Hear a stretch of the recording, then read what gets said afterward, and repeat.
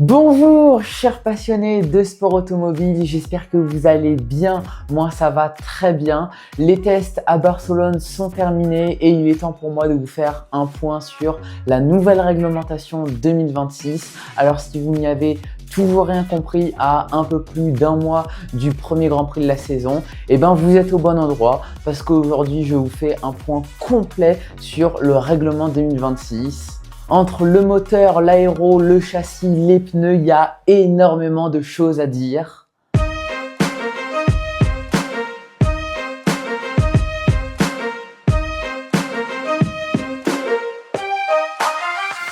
2026 est sûrement le plus gros changement de réglementation de l'histoire de la Formule 1, mais c'est une question qui revient souvent. Pourquoi un tel changement ?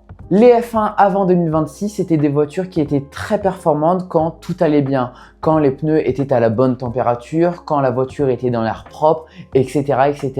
Mais quand on sortait un petit peu de cette fenêtre, ça devenait tout d'un coup plus compliqué. Et ça, c'était un gros problème, les Formule 1 devenaient trop prévisibles. La deuxième raison de cette nouvelle réglementation est le dirty air. Le dirty air est certainement le plus gros problème de cette réglementation à effet de sol. Le dirty air est l'air turbulent et perturbé laissé derrière une Formule 1 quand elle roule à haute vitesse. Quand une voiture suit de très près une autre, elle roule dans cet air turbulent, ce qui réduit son adhérence et la rend plus difficile à piloter. Au bout d'un moment, les voitures ne pouvaient plus se suivre de très près et ça réduisait le spectacle en piste. Alors la F1 a déjà tenté de régler ce problème de dirty air avec les voitures à effet de sol. Alors ça a très bien marché en 2022, mais au fil des années, les équipes ont continué à faire ce qu'elles font tout le temps, à développer, etc., etc. Et c'est ce qui a recréé du dirty air. En 2026, les voitures seront plus légères, plus déchargées aérodynamiquement, plus exigeantes à conduire. Il y aura plus de glisse, plus de variations de comportement et c'est ça que la FIA veut. Elle veut aller vers des voitures plus vivantes. Mais du coup, concrètement, qu'est-ce qui change en 2026 ?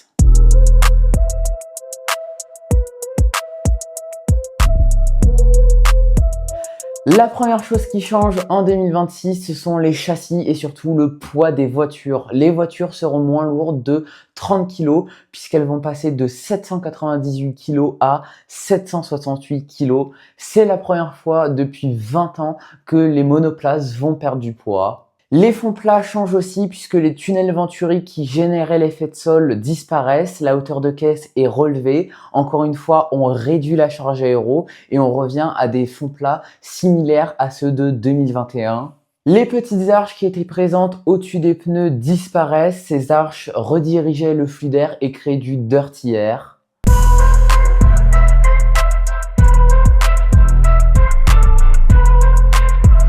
Bon, là, on passe au gros point de cette réglementation qui, à la base, était le point central de cette nouvelle réglementation, le moteur. En 2026, les écuries pourront être bons dans tout. Si elles n'ont pas un bon moteur, ça va être très compliqué.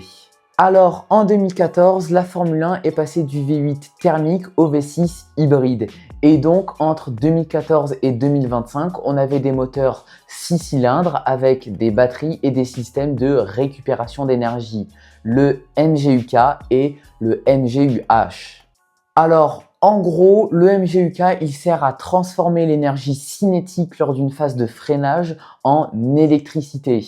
Ce système n'est pas très compliqué, entre guillemets, et est plutôt bien maîtrisé par les équipes. En revanche, le MGUH, lui, est extrêmement compliqué. Le MGUH permet de transformer la chaleur des gaz d'échappement et du turbo en énergie. Cette technologie, comme je vous l'ai dit, est extrêmement difficile à développer et surtout extrêmement coûteuse. La réglementation 2026 ayant pour but de simplifier les moteurs, la FIA a donc décidé de retirer le MGUH. Pour compenser cette perte, le MGUK va générer 2 fois plus d'énergie stockée dans des plus grandes batteries. Ce qui fait qu'en 2026, la partie thermique est réduite à 400 kW alors que la partie électrique est augmentée à 350 kW. Le moteur sera donc quasiment 50% thermique et 50% électrique. En 2026, l'électrique devient donc une partie centrale de la performance et la gestion de l'énergie va devenir stratégique. Alors, ce moteur n'est pas uniquement pensé pour la performance. Il a un objectif très clair, zéro émission de gaz à effet de serre d'ici 2030. Pour la première fois en 2026, la Formule 1 utilisera un carburant 100% durable. C'est un carburant dont la production est neutre en CO2 et qui n'utilise pas d'énergie fossile. Si on résume, en 2026, on aura des moteurs plus simples, moins polluants et surtout moins chers.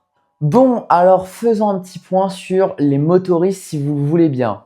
Mercedes, pour commencer, se motorisera elle-même, mais aussi Williams, Alpine et McLaren, les champions du monde en titre. Red Bull ne sera plus motorisé par Honda, mais par Ford, qui motorisera aussi Racing Bulls. Honda, eux, motoriseront Aston Martin, donc Aston Martin aura son propre moteur.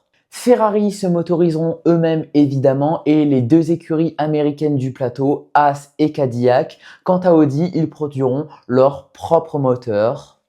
Voilà un petit peu pour la partie moteur.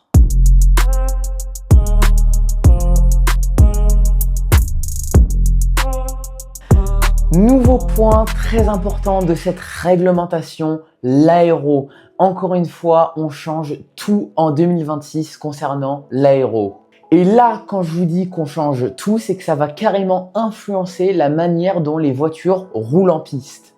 Première chose, en 2026, la FIA a décidé d'introduire l'aéro active.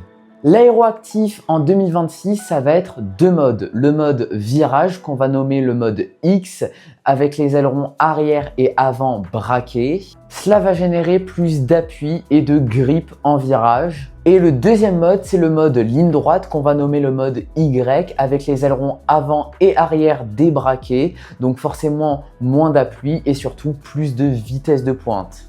Petite parenthèse, mais les ailerons avant seront moins grands de 10 cm en 2026. Mais attention à ne pas confondre ces deux modes avec le DRS. C'est comme le DRS, ça y ressemble, mais ça ne l'est pas. Ce n'est pas une aide au dépassement. Ces deux modes pourront être activés par le pilote sans aucune condition. Il n'y aura plus de zone de détection ou je sais pas quoi comme le DRS. C'est un outil permanent et cet outil pourra être utilisé tout le temps par le pilote, soit pour de l'attaque, soit pour de la défense, vraiment quand il veut. Alors, le mode Y sera activé par les pilotes dans une zone bien délimitée par la FIA. Une voiture qui dépend moins de l'aéro souffre moins du dirty air, ça permet d'avoir des voitures qui peuvent se suivre plus longtemps et d'avoir des courses avec plus de batailles en piste. Toutefois, pour des raisons de sécurité sur certains circuits comme à Monaco ou à Singapour par exemple, seul le mode ligne droite, donc le mode Y, s'ouvrira quand le pilote activera le mode ligne droite. En 2026, il y aura aussi le mode boost. Quand le pilote activera ce mode boost, il aura la possibilité d'avoir la pleine puissance électrique quand il veut, n'importe où sur le circuit. Et il y aura aussi le mode Overtake, lui c'est pareil, c'est un bouton sur lequel le pilote va appuyer et qui va lui donner toute la puissance électrique disponible. Mais pour activer ce mode, il faudra que le pilote soit à moins d'une seconde de la voiture qui précède dans la seule zone de détection du circuit. Ça, c'est l'aide au dépassement en 2026. Pour ce mode Overtake, il n'y aura qu'une seule zone de détection sur tout le circuit, à la différence du DRS où il y avait des zones de détection partout sur le circuit. Et petite nouveauté aussi, le pilote pourra utiliser son mode Overtake partout sur le circuit, c'est-à-dire qu'il n'y aura pas besoin d'être en ligne droite, etc., etc. Il n'y aura pas besoin d'être au même endroit que tout le monde. Il pourra utiliser son énergie quand il veut, où il veut sur le circuit. Le pilote pourra utiliser tout d'un coup ou bien répartir sur la totalité du tour. Et il y aura le mode recharge qui sert à recharger la batterie, mais forcément qui fait perdre un peu de temps au tour. Alors la perte de temps avec ce mode recharge dépendra des circuits. Sur un circuit où il y a beaucoup de virages, beaucoup de freinage, la recharge sera plus facile et moins coûteuse, tandis que sur un circuit à haute vitesse où il y a beaucoup de lignes droites, la recharge sera plus difficile et le pilote perdra plus de temps. Faut bien comprendre que en 2026, ce ne sera plus le pilote le plus talentueux qui sera devant, mais bien celui qui sera le meilleur dans la gestion de l'aéro.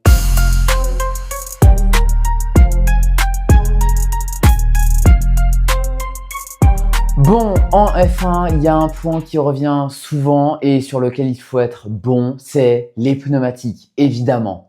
Alors les pneus changent aussi en 2026, alors on va rester sur des pneus de 18 pouces, mais ils seront moins grands de 25 mm à l'avant et de 30 mm à l'arrière, avec une nouvelle structure conçue pour des voitures plus légères et moins chargées aérodynamiquement. Ça veut dire moins de grippe et plus de travail pour le pilote.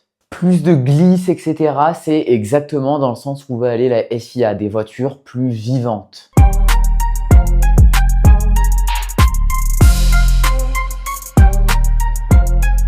Bon, alors si je devais vous donner mon avis sur cette réglementation 2026, je vais pas vous le cacher, à la base, ça me faisait un peu peur. Tous ces changements, tous ces modes, etc., ça me faisait un peu peur. Bon, après, il faut dire que j'ai jamais vu ça puisque j'ai commencé à regarder la F1 en 2023. Ça peut rebattre totalement les cartes, on peut avoir une nouvelle ère incroyable en Formule 1 ou au contraire, malheureusement, on peut avoir des écarts immenses entre les équipes, avoir une domination sans partage, comme en 2014, malheureusement, on a déjà vécu ça et franchement, c'est pas cool. Donc j'essaye de me réjouir pour cette réglementation 2026. Après moi, je préfère la Formule 1 des années 2000 avec des bons gros moteurs thermiques, là, des bons gros V10 avec un bon gros bruit et des belles batailles en piste, des batailles en piste pures sans aide au dépassement, là, ou je sais pas quoi. Voilà, cette vidéo touche à sa fin. J'espère qu'elle vous aura plu. J'espère que je vous ai aidé à avoir un petit peu plus clair sur cette réglementation 2026. N'hésitez pas à vous abonner, voilà, si cette vidéo vous a plu, à mettre un petit like, un petit commentaire, voilà. Et puis nous, on se retrouve très vite pour les premiers Grands Prix de Formule 1 et pour de nouvelles histoires sur le sport automobile. Ciao, chers passionnés!